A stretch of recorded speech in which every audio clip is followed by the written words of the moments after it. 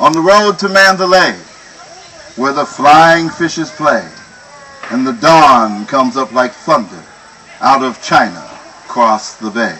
I always like that little bit of poetry by Rudyard Kipling. What's strange is, though, China is not across the bay from Burma. China is across the mountains from Burma. The only bay is the Bay of Bengal, and India is on the other side, not China. But it's still a beautiful bit of poetry, and this story happens in China. China, a land where there are billions, with a B, billions of people, which means there are lots of men and women. And when you have men and women in the same place, they tend to notice each other. And when they notice each other, they will take a liking to each other. And when they take a liking to each other, they will fall in love. And that's what happened. They fell in love. And they had a son. And they were so happy because they were farmers. And being farmers, they figured, well, we have a son. He can help us on the farm. But see, boys are different from girls. We are. It's not that we're lazy. Well, all right, we are lazy.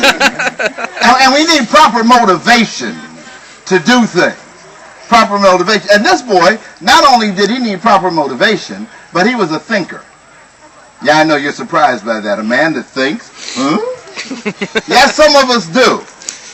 We think we're too good to work. We think we're this. We think it's time to sit down and have one more beer. Or maybe two more beers. Yes. Beer. Anyway. This boy would be sent out to get water from the well. And when he got to the well, he would look at the well. And he would look down at the water. And he would think about it. And then he would look up at the sky and look at the reflection of the sky in the well water. And he would think about it. If he was sent out to take care of the garden, he would go and he'd look at the vegetables and he would think about them. And he was doing so much thinking that his mother and father thought, this boy is not going to be a farmer. No. The best place to take him is to the Buddhist monastery. Because in the monastery, what do the monks do? They think. Best place for him to be. So they packed up his few belongings. They packed up enough belongings and whatnot for the trip. And they took the trip up into the mountains to the Buddhist monastery. When they arrived, they knocked on the door. One of the monks came to the door and said, we have brought our son to be a monk. And the monk said, why? Why is he so special? Because he likes to think. Oh, a young man who likes to think. Then he may make a very good Buddhist monk. And they opened the doors. And they let the family in. And they fed them and gave them to drink and said, now, being a Buddhist monk is not easy. And if he changes his mind and doesn't want to be a monk, you don't need to worry. We will escort him back to your home. But if he decides to be a monk, then he will be safe here with us. We will feed him and teach him, and he will become a monk. And they left, the mother and father did. And the boy spent his time there in the monastery. And they took care of him and showed him things. And he learned all types of interesting stuff. And after a month, they came to him and said, well, you've been here a month now. Would you like to become a monk? And he said, yes, I like it here. Because I get to think. And you don't mind that I think. And I think that's a good thing. Well, good. So they prepared a saffron robe for him. And they shaved his head. And they made him a monk of the Buddhist temple.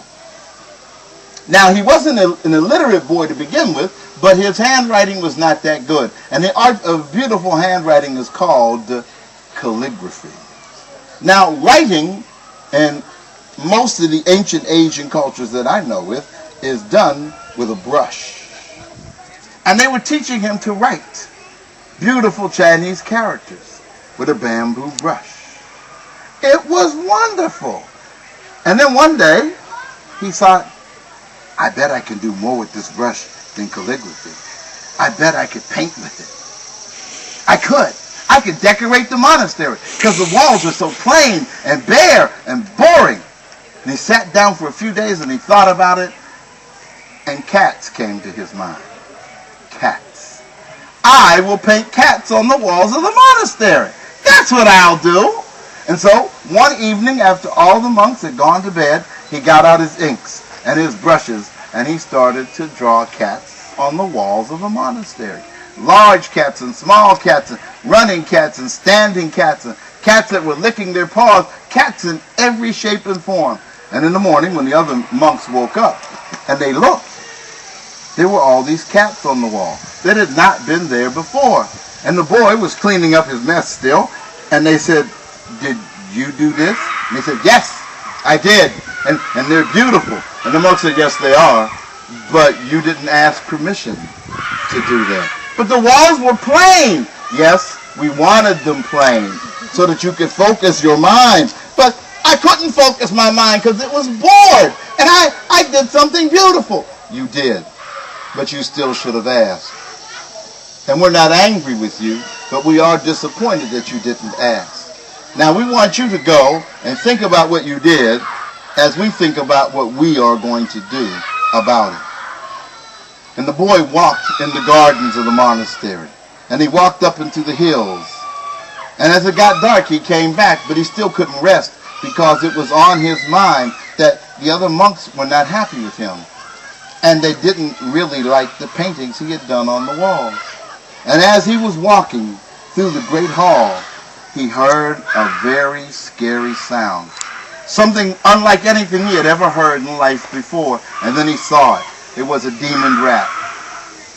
"Yes, ma'am, a demon rat. I saw that. This is not television. I can see you." She had a Scooby moment. "Huh? A demon rat, Scraggy?"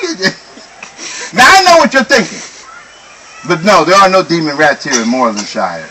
You have to go to the Burg of Harris. Are you familiar with the Burg of Harris? In the Burg of Harris, you will find many demon rats. Many demon rats. Some rats that aren't demonic, but there are many demon rats in the Burg of Harris. This rat was 10 feet tall, had long red claws, long red fangs, and a tail all covered with warts. And the boy, yes, that's what the boy said. Ew. Now, I don't know if you've ever noticed this, and I bet you haven't because you're young. You know, you can't say that word ew unless you make the face that goes along with it. Think about it. If you smile and say that word, it comes out, ooh. And I have noticed, every time I have ever heard ooh, it was a good thing. Now, you don't hear guys say ooh very often. In fact, if you hear a man say ooh, he's usually about to do this next. And call you girlfriend. But we're not going to get into that right now. Anyway, he did say ooh. And when he finished saying ooh, he ran. He ran as fast as he could. He ran to a place there in the monastery where there was a corner, and in front of that corner there was a pillar, and there was just enough room between the wall and the pillar for him to squeeze in. And since he wasn't very big, he was convinced the rat could not get in there to get it, because it was 10 feet tall. And, well, he was 12 feet tall. What? Well, he was 15 feet tall, is what it was. What? You said 15. You keep on changing numbers. No, I don't. Because he was 25 feet tall, this rat. What? Oh, you're right. He was 18 feet tall. Why you keep changing? Come on now. What? You keep on changing. I do not. The rat was 87 feet tall. What?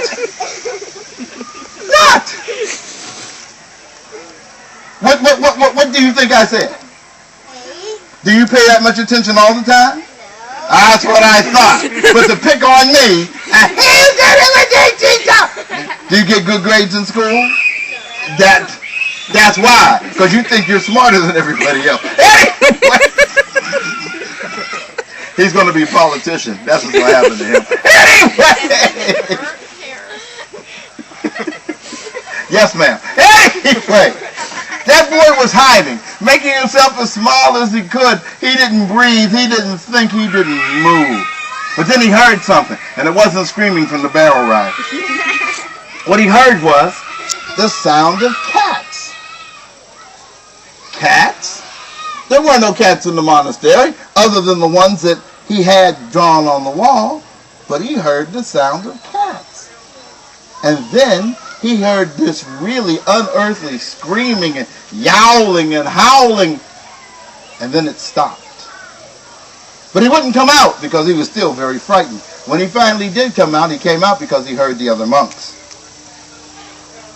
And when he came out, what he saw was what was left of the demon rat. It was its tail. This long, that tail, the one that makes everybody say what? Thank you. All covered with warts. And the monks looked around and said, well, what has happened here? And he looked at the walls, and he saw that all of the cats were licking their chops. And he hadn't drawn all the cats doing that.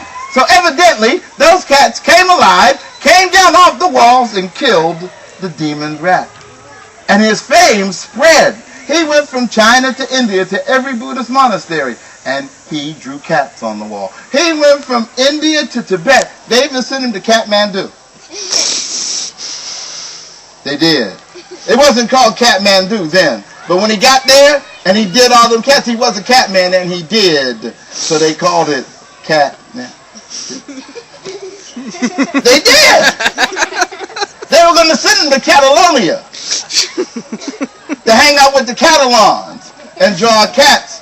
And if I kept this up, this could be catastrophic. And you might all become catatonic.